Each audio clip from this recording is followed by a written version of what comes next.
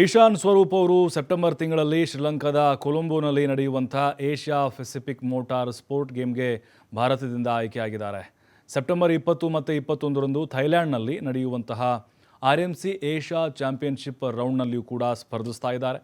ಇಟಲಿಯ baby race driver ಅಕಾಡೆಮಿಗೆ ಆಯ್ಕೆಯಾದಂಥ 5ನೇ ಭಾರತೀಯ ಚಾಲಕ ಇವರಾಗಿದ್ದಾರೆ.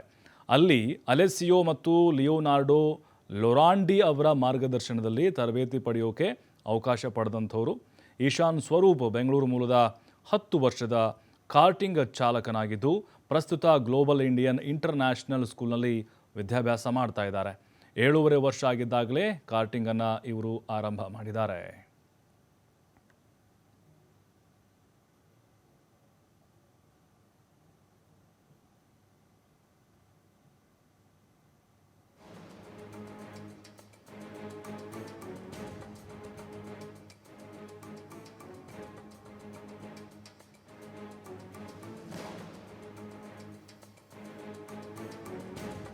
ನೋಡಿ, ನಿಜಕ್ಕೂ ಕನ್ನಡಿಗರು ಹೆಮ್ಮೆ ಪಡುವಂತಹ ವಿಚಾರ ಇದು. ಬೆಂಗಳೂರು ಮೂಲದ ಹುಡುಗ ಈತ ಏಷ್ಯಾ ಪೆಸಿಫಿಕ್ ಮೋಟಾರ್ ಸ್ಪೋರ್ಟ್ ಗೇಮ್ಸ್ಗೆ ಆಯ್ಕೆ ಆಗಿದ್ದಾರೆ.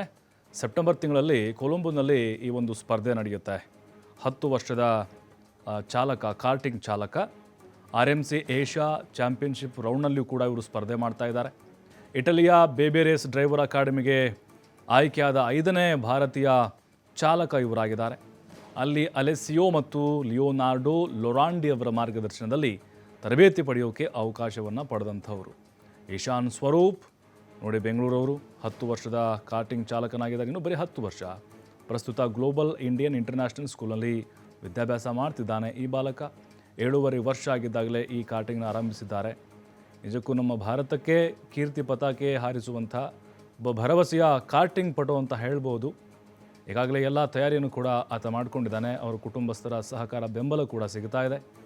ಇನ್ನು ಅವರ ಸ್ನೇಹಿತರು, ಹಿತೈಷಿಗಳು ಕೂಡ ಈಗ ಶುಭ ಹಾರೈಸಿದ್ದಾರೆ. 20ನೇ ತಾರೀಕು ಮತ್ತು 21ನೇ ತಾರೀಕು ಈ ಮೋಟಾರ್ ಸ್ಪೋರ್ಟ್ಸ್ ಗೇಮ್ಸ್ ನಡೆಯುತ್ತೆ. ಭಾರತದಿಂದ ಆಯ್ಕೆ ಆಗಿರುವಂತಹ ಒಬ್ಬ ಬಾಲಕ, ಬೆಂಗಳೂರು ಮೂಲದವನು, ಸಾಕಷ್ಟು ಕಠಿಣ ತರಬೇತಿಯನ್ನು ಈತ ಪಡೆದುಕೊಂಡಿದ್ದಾನೆ. ಹಾಗಾಗಿ ಇಶಾನ್ ಸ್ವರೂಪ್ ಗೆದ್ದು ಬರಬೇಕು ಮತ್ತು ವಿಶ್ವಮಟ್ಟದಲ್ಲೂ ಕೂಡ ಭಾರತದ ಕೀರ್ತಿ ಪತಾಕೆಯನ್ನು ಹಾರಿಸಲಿ ಅಂಥೇಳಿ ಈಗಾಗಲೇ ಈ ಕಾರ್ಟಿಂಗ್ ಇಷ್ಟಪಡುವಂತಹ ಕ್ರೀಡಾಪಟುಗಳೇನಿದ್ದಾರೆ ಅಥವಾ ಅದರ ಅಭಿಮಾನಿಗಳಿದ್ದಾರೆ, ಎಲ್ಲರೂ ಕೂಡ ಹಾರೈಸ್ತಾ ಇದ್ದಾರೆ.